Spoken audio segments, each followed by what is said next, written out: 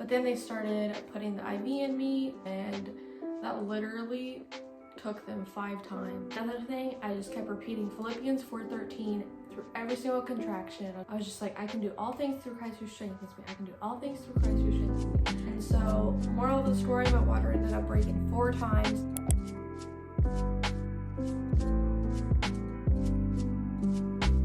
Hello everyone, welcome back to Irina's Corner, and welcome if you are new here. So if you didn't know, I just recently had my baby, and I'll actually link the birth video up here if you guys want to watch that before this.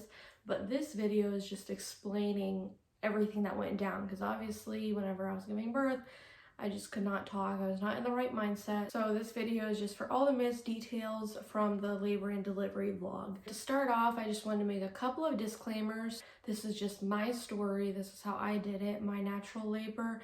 This isn't shaming anybody that had a C-section or epidural. This is just how it went for me. And honestly, I didn't even think it was gonna go like this. I thought I was gonna get an epidural because, you know, it was too painful. I'm really thankful that I was able to do it naturally and my body was able to do it, but I know that's not the case for a lot of women. Also, I wanted to mention that they did give me a little bit of a painkiller for like 30 to 40 minutes in the middle of my labor, because they were just like, oh, do you want to ease the pain for just a little bit? They gave me that painkiller. I still felt the contractions, but it was just kind of a tiny bit of a relief. It's like almost like Advil, where you have a headache, but the Advil kind of takes it away. But that's how it was with my contractions. So that only lasted like 30 to 40 minutes. Let's start from Wednesday, December the 1st at 6:30 in the morning.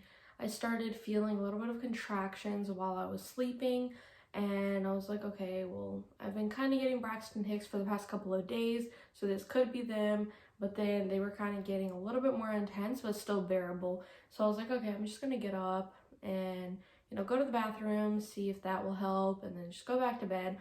And so I went to the bathroom and I did wipe up a tiny bit of blood, and that previous day I lost my mucus plug. So I was like, okay, this is probably gonna happen in the next couple of days. And then also 2 days before that, on Monday, I had an appointment to the OB, and she was checking me. She's like, yeah, you're 3 centimeters. And she also did like a membrane sweep. She's like, usually if you are ready for labor after the membrane sweep, it could take up to 24 to 48 hours. Since they were still bearable, I just went downstairs, put the dishes away, was just kind of like chilling, not really like, we need to go to the hospital right now.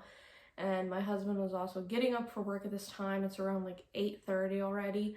And I was like, okay, well, you can just go to work, and then if they do get more intense, then I'll just call you, since he only works like 5 minutes away. So now it's like 11 o'clock and the contractions are getting more intense, and I was using a little app, and they were starting to be like 5 to 7 minutes apart, about 30 seconds to a minute each. And I was like, okay, I think I'm ready to go. And even the app was like, okay, you're ready to go, pack your bags. So I did call my OB and I told him, like, yeah, I wiped up a tiny bit of blood, and they're like, okay, well, just to be sure, you should probably come in right now. So I called my husband. He got home from work, got all the bags, put them in the car, and drove to the hospital. And at this point, my contractions were maybe like at a 3 or a 4 on pain scale, and so they were pretty manageable. When we got to the hospital, they checked me and they're like, yeah, you're a 6, but they almost thought I was an 8. Apparently I was like a really stretchy 6. They're like, oh, you're super close. And even hearing the number 6, I was like, wow, you know, this is gonna be super fast. Little did I know it was gonna be another 13 hours. But then they started putting the IV in me just for like the fluids, and that literally took them 5 times. I was always scared of them not getting it the first time, because I have another friend and she's like, yeah, it took them 7 times to get the IV in me. The same hospital that she delivered was where I went. And I was like, oh my goodness, I hope that doesn't happen to me. And literally the first time, put it in and it was good, and then all of a sudden they're like, yeah, your vein just disappeared or something happened. And then that same nurse did it a second time, and then they got a different one. So they used like 3 different nurses to put the IV in me, and then finally they got it in and it stayed in. Then came the fun part, COVID test, which was actually my very first time having a COVID test. And they got the little whatever it's called, and she literally stuck it in me super fast. I didn't even comprehend what was going on, and all of a sudden I started like gagging and choking and just crying, and I don't know what was going on with my face, but it felt like she almost tickled my brain, and I don't know, my reflexes, I started like sneezing and everything. Yeah, that was like probably the worst part besides labor, just getting a COVID test. I didn't know it was going to be that intense because I never got one. I didn't know what to expect, but yeah, that was very exciting. So now the contractions are getting even closer, maybe 2 to 3 minutes, and they're lasting for 1.5 minutes each, which is very long for contraction, and you just do not want to go through that pain. It's like a cramp for just 1.5 minutes. I started trying different positions. I would get up because they put the IV in me, but I was still able to walk around. They just like unhooked it and left it in there. And so I was walking around. I got like the ball to bounce on. I started squatting. I just randomly saw a water bottle that I brought with me.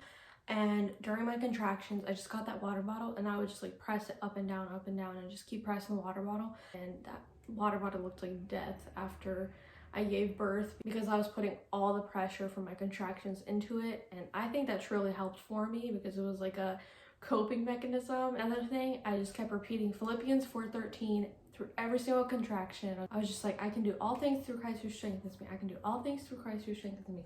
And I would just keep repeating that. And that was like what was keeping me going, because obviously I would not have been able to do this without God and his strength that he gives me, because it's just such a surreal thing to give birth. It's like an out-of-body experience when you give birth and all that pain, and then at the end you get this beautiful baby. So I was just so thankful that I had that Bible verse, and I just kept repeating that, and I truly believe that was helping me. Initially, I really wanted to go to the tub room if it would have been open, because they have a couple of rooms that have tubs in it.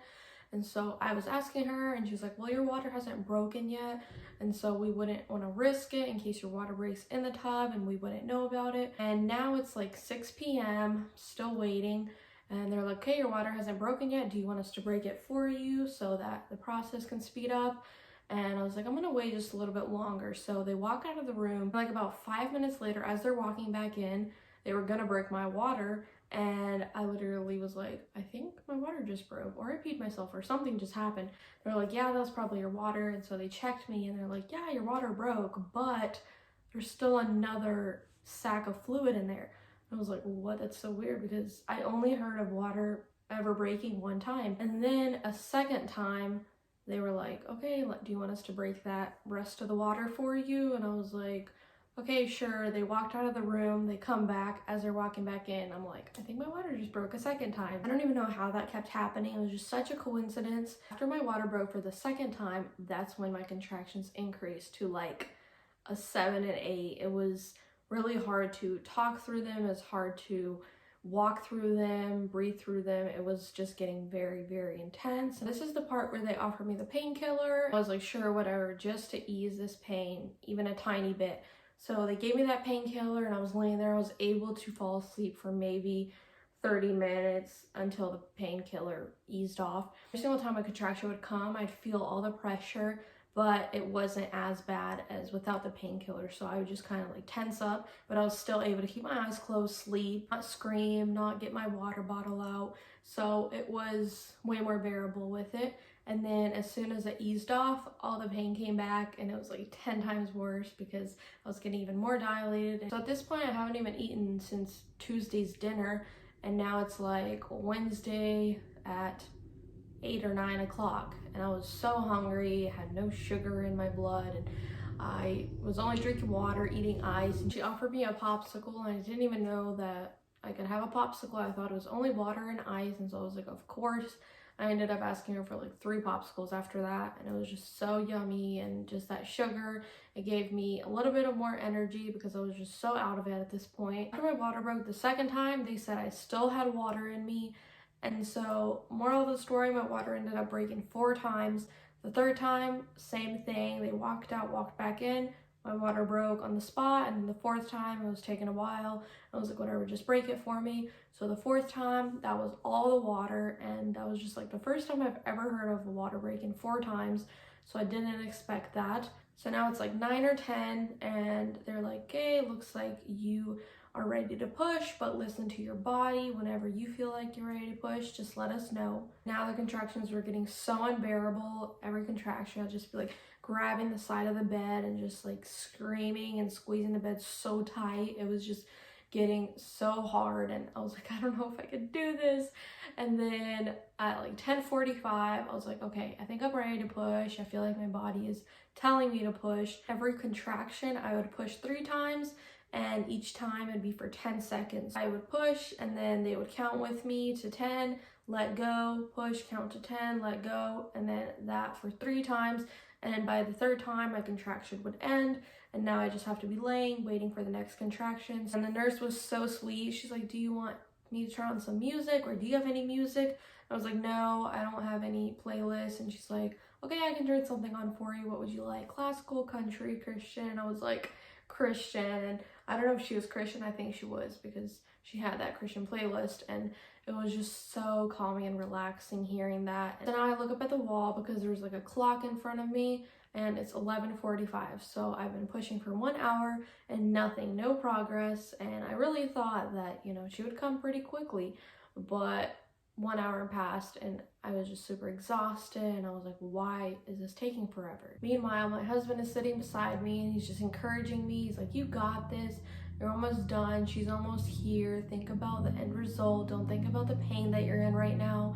And it was really hard during that time, obviously, not to think about the pain, but he was right, and I should have been thinking about the end result. And I am such a words of affirmation type of girl, so I was like, you keep saying you got this and that she's almost here, but it's already been a whole hour, and like, I'm giving up hope. And now I was getting super hysterical and just emotional, and I would just start crying, and I was like, tell me I'm beautiful, tell me that you love me, like all these words, because that is the only thing that can encourage me right now, just hearing these positive things about me, because I feel like my body is shutting down and I'm just giving up and I cannot finish this. And I was just pushing for so long that the doctor that was helping me deliver, she literally went to another room and helped another patient deliver in the middle of me pushing, because I guess she was like, okay, this isn't getting anywhere. And so I was like, wow, this girl is really comfortable in there. She is not coming out. And this doctor's like, yeah, I'm going somewhere else. So she just left the nurse with me to push through the contractions while she had another patient. So now it's like 12:30. I'm just super hot. My face is swollen. I'm exhausted.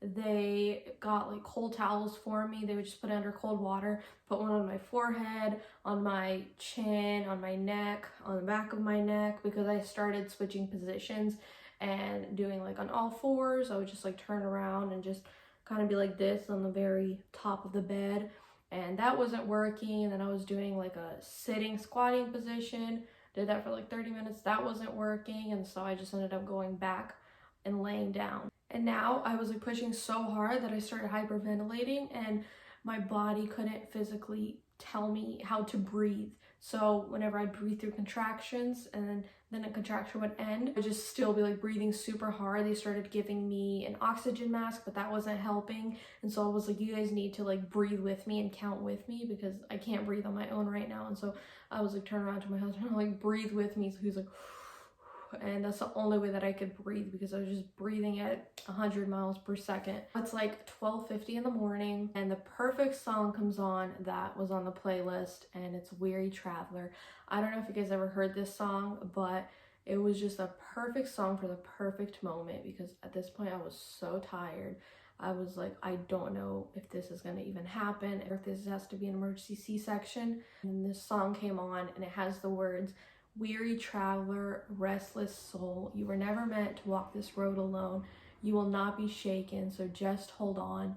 Weary traveler, you won't be weary long. And I literally was just laying there, and I think I even started crying, because that's just like the most encouraging words at the perfect time for me, and just being so exhausted. That was the only thing that I wanted to hear, that I will not be very long and she's gonna be here any minute. And so like 5 minutes later, her head starts coming out, but it was like from the first time that I pushed through a contraction, the first time out of 3. And so by the time it was the end of the contraction and now I'm not pushing anymore. Her head would go back in, and I was like, are you serious? All that hard work for nothing? Because getting the head out is the hardest part, and then the body just comes out right after. And so I was like, are you serious? Now I have to wait for another contraction and push with all my might and get her head back out again. So there was like a mirror hanging on top of the ceiling, but it was flat, and they're like, do you want us to put it down a little bit so you can see your progress, and maybe that will get you motivated to push even harder? And I was like, yeah, sure. I never thought I would want to see it and all the gory details, but it was actually very motivating for me. And now it's like 1 a.m. and by the third time that I was pushing for a contraction, her head starts coming out. And so at this point I was like, I'm not waiting for the next contraction for her head to go back in. And now my contraction is over and I'm still pushing with all my might. That's where I truly felt the ring of fire whenever it was her head coming out and without a contraction, because that's like not as effective. Your body is not naturally pushing the baby out. But I was like, I don't care, I'm gonna keep pushing. I'm not gonna be doing this again for another contraction. So the doctor was like, okay, push slowly, slowly, slowly. And her head starts coming out, and like not even 5 minutes later, her body was all out. And I was like so relieved and just started crying and bawling. And I was like, baby girl, you're here, you're so worth it. And I was just so emotional. So they took the baby and they started getting her cleaned up at the back of the room. And then she started stitching me up, and she's like, yeah, you got a 2nd-degree tear. Because of how painful the actual contractions were, I didn't even feel the tear. And so I was super surprised, because I always thought that if you would tear, you would feel it, but there was no pain that could compare to contractions in actual labor. And now I really felt like my face was on fire and swollen, but I had no idea how I actually looked. So I took the camera out and I saw myself and I got so scared. I was like, is this really how I look like? My eyes were puffed up. My face had like little dots or specks on it. I don't even know how that happened. I don't know how hard you can push that you get tiny dots on your face. And I'll actually insert some pictures here. Yeah, it was, I looked like I just got beat up by somebody. And then the day after, I'll insert another picture. This was me going home, and I actually popped 2 blood vessels. And so that ended up lasting for like 3 weeks after, until it finally subsided and went away. So I don't know how hard I was pushing, and if I was pushing with my eyes open, I don't even remember. So now it's like 2:30 in the morning. They stitched me up. They let me hold the baby. I was just so tired, so exhausted, just so ready to go to bed. But that was my natural birth story. I just cannot believe I even went through that. I literally felt like a superwoman after. In my head, I was like, I cannot believe all these moms do this, and my mom went through this, and I was just appreciating her so much more after I went through it. So please tell your moms thank you. I hope you guys enjoyed this video, and like I said, every birth story is beautiful, natural, epidural C-section. Everybody has their own story. So if you guys enjoyed this video, give it a big thumbs up, subscribe down below if you guys like the things that I post, and I will see you guys in my next video.